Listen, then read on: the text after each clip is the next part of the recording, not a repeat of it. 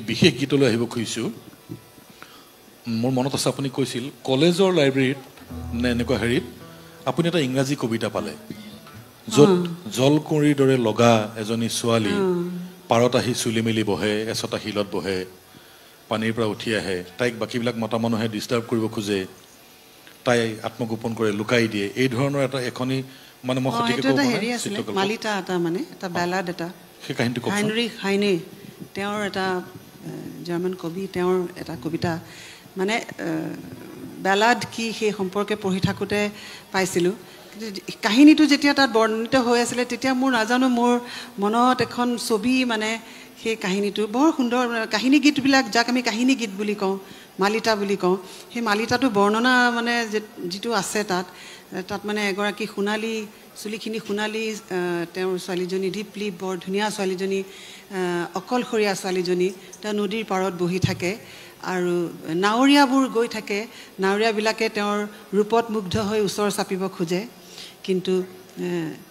নদীখন ইমান দেওলগা তাৰ পানী যে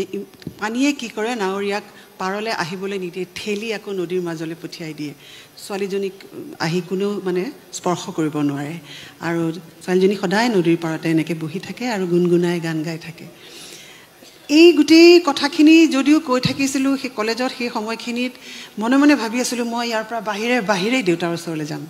এনেও মোৰ কলেজৰ পৰা বাহিৰে দেউতাৰ ওচৰলৈ যোৱাৰ এটা অভ্যাসেই আছিলে তাত সোমাইহে কথা বতৰা পাতিহে তাৰপিছত যাওঁ দেউতাও ৰৈ থাকে মোৰ কাৰণে আহি পেলাই কৈছিলোঁ দেউতা এটা এনেকুৱা গান হ'ব পাৰে নেকি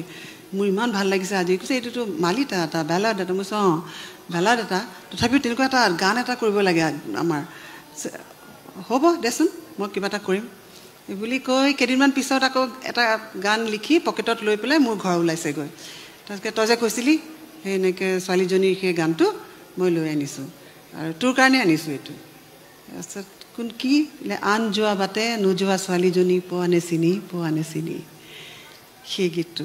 মোক দিছিলে কিন্তু ইতিমধ্যে আহিছিলে পবিত্ৰ মাৰ্ঘাৰিটা তেতিয়া জুবিনৰ লগত একেলগে তেওঁলোকৰ হেৰি আছিলে এছ'চিয়েশ্যন আছিলে তেওঁ আহি পেলাই দেউতাক কৈছিলে যে জুবিনৰ কাৰণে গান লাগে এটা জুবিন গাৰ্গে গাব আপোনাৰ গীত লিখা এটা লাগে কিন্তু দেউতাৰ সেইখিনি সময়ত অকণমান গাছাও ভাল নাছিলে নে কিবা দেউতা মানে কৈছিল যে মোৰ এতিয়া গান নাই তেনেকৈ আৰু মোৰ নতুন গান লিখা নাই একো এই বুলি কৈছিলে আৰু তেওঁ মানে হেৰি কৰিলে ৰিফিউজ কৰিলে আৰু যে মই নোৱাৰিম দিবলৈ এটা সময় দি দিছিলে যে এইখিনি সময়ৰ ভিতৰতে গানটো লাগে দেউতাই ক'লে যে মই নোৱাৰিম দিবলৈ ইমান সোনকালে মোৰ গান নাই এতিয়া নতুন গান পঠিয়াই দিলে বোলে নহয় ছাৰ আপোনাৰ গান তথাপিও আপুনি অলপ ভাবকচোন আমি আকৌ এবাৰ আহিম এই গোটেই কাহিনীটো মোক ক'লে দেউতাই তই মোলৈ কেলৈ কৰিলা মই জুবিন গাৰ্গে গাবলৈ বুলি কওঁতে মই মানে একদম উৎসাহিত হৈ উঠিছোঁ মানে বোলো জুবিন গাৰ্গৰ কণ্ঠত তোমাৰ কথা কিমান ভাল লাগিব গালে আৰু বেলেগ হ'ব তোমাৰ গান তেতিয়া মোৰ গান ক'ত গান নাই নহয় তাৰপিছত মই বোলো দেউতা মোক দি থৈছিলা নহয় তুমি আন যোৱা বাটে তই বেয়া নাপাবি জানো সেইটো গান দি দিলে এইটো তোৰ কাৰণেহে লিখিছিলোঁ বোলে আন যোৱা বাটে নোযোৱা ছোৱালীজনী বুলি তোৰ কথাহে ভাবি মই লিখিছিলোঁ তাৰপিছত মই বোলো একো নহয় আন যোৱা বাটে নোযোৱা ছোৱালীজনী মানে জুবিনৰ কণ্ঠটো গালেই মোৰ কাৰণেই গোৱা হ'ব দি দিয়া বোলে দিম জানো বোলে দি দিয়া জোৰ কৰিলোঁ দেউতাই পিছৰবাৰ ফোন কৰোঁতে পবিত্ৰক মাতি পঠিয়ালে আৰু গানটো দিলে আৰু গানটো এটা অসমৰ যুগমীয়া এটা আধুনিক গান হ'ল